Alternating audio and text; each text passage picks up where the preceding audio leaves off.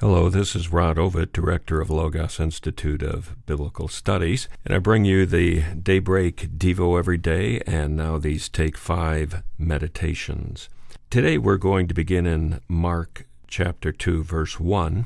A few days later, when Jesus again entered Capernaum, the people heard that he had come home. So many gathered that there was no room left, not even outside the door, and he preached the word to them. Some men came, bringing to him a paralytic carried by the four of them. Since they could not get in to Jesus because of the crowd, they made an opening in the roof above Jesus, and after digging through it, lowered the mat and the paralyzed man was lying on. When Jesus saw their faith, he said to the paralytic, "Son, your sins are forgiven." Now some of the teachers of the law were sitting there thinking to themselves, "Why does this fellow talk like that? He's blaspheming. Who can forgive sins but God alone?" Immediately Jesus knew in his spirit there were some there thinking in their hearts. And he said to them, "Why are you thinking these things? Which is easier to say to the paralytic, 'Your sins are forgiven,' or to say, 'Get up, take your bed and walk'? But that you may know that the Son of Man has authority on earth to forgive sins," he said to the paralytic, "I tell you, get up, take your mat, and go home." He got up, took his mat, walked out in full view of all of them. This amazed everyone, and they praised God, saying, "We have never seen anything like this." Now, this is in the beginning of the book of Mark, and the book of Mark is very, very exciting.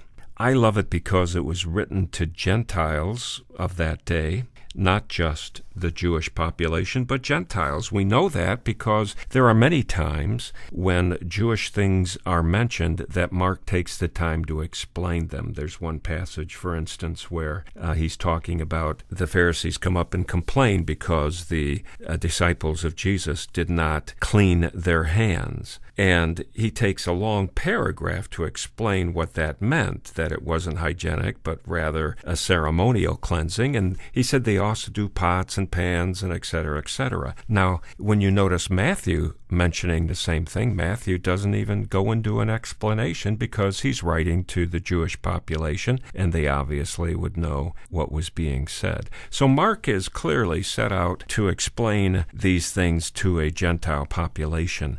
And what I find interesting that there's a lot going on here in the beginning of Mark. Jesus, for instance, he violates the culture's religious sensibilities by touching a leper. I mean, you were not allowed to do that. And we read that in Mark 1. A man with leprosy came to him and begged him on his knees, "If you're willing, you can make me clean." Filled with compassion, Jesus reached out his hand and touched the man. "I am willing," he said, "be clean." Immediately the leprosy left him and he was cured. Now obviously Jesus touched him before he was even cleansed.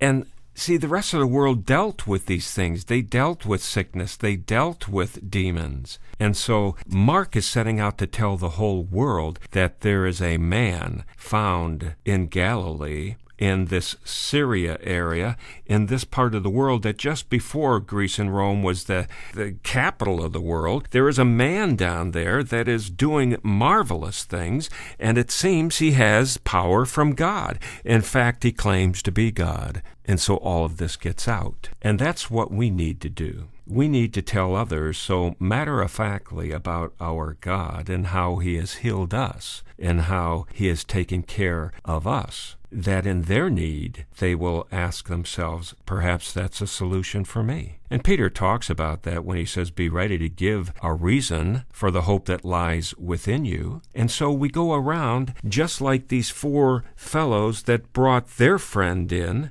Jesus said, "Because of your faith, I will heal this man." And we can take our friends and carry their mats, so to speak, and take them to Jesus and say, "Here is the Son of God. He's done so much for me. He can do the same for you." And we do it by our actions and by plainly sharing what Christ has done for us. Just like the book of Mark was written to the Gentiles, our life can be written to those around us. In fact, they notice us all the time. So let's do our best to let them notice God in us, Jesus in us, so they can ask us for the reason of the hope that lies within us, and we can say, because we know God, you can too. Well, I've enjoyed bringing this 5-minute meditation to you. We have a lot of them out on our Facebook page, and I trust you'll look them up, like them, share them with others. That's the Logos Institute of Biblical Studies Facebook page. Thank you for joining us. We'll see you again soon.